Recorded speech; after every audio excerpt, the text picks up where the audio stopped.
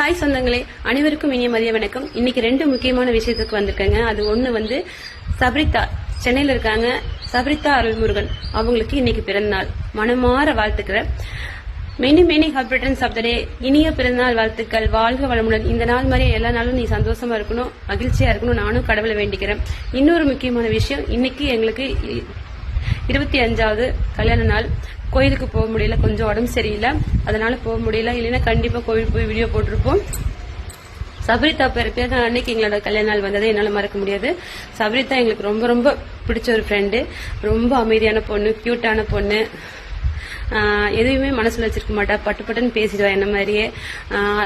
தேவி, நானும் சபரிதா நாங்க எல்லாம் ஃப்ரெண்டா சேர்ந்ததுக்கு இன்ஸ்டாக்கு தான் நான் ரொம்ப ரொம்ப நன்றி சொல்றேன்.